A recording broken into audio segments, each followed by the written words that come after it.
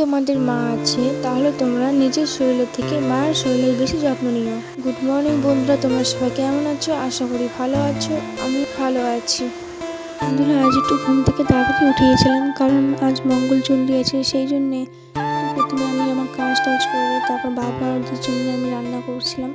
আজ আমি রান্না করবো, তো আমি উপাস ছিলাম, সেই জন্য আমি খাবো না, সেই জন্য আমি বাবার জন্য অল্প করে রান্না করছিলাম।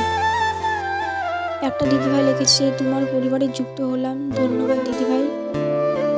আরেকটা দিদিভাই লিখেছে অনেক অনেক ভালোবাসা বোন, তোমার জন্য খুব সুন্দর হয়েছে, আর এগিয়ে যাও, পাশে আছি, পাশে থাকবো।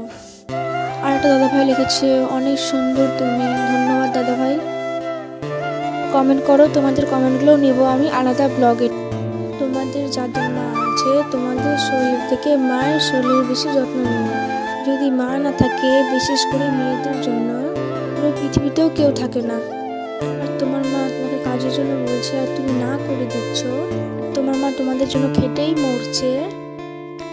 আর তোমরা তো জানোই মারা কিরকম হয়, মা নিজের শরীরে একটু খেয়াল রাখে না। তোমাদের কাছে একটাই অনুরোধ, পারলে তোমার মাদের যত্ন নিও, কারণ তোমার মা ছাড়া কেউ খোঁজ নেবে না যে তুমি খেয়েছো কি খাও নাই, শরীর ঠিক আছে। আর যদি মাকে হারিয়ে ফেলো তাহলে বুঝবে পৃথিবীতে কত একা লাগে। আজ থেকে প্রায় 5-6 মাস হতে চললো আমি আমার মাকে হারিয়েছি, তাই আমি জানি মা না থাকলে মেয়েদের জীবনটা কিরকম হয়। যদি জানতে চাও কমেন্ট করে অবশ্যই বলবে। দেখা হচ্ছে পরের ব্লগে। টাটা।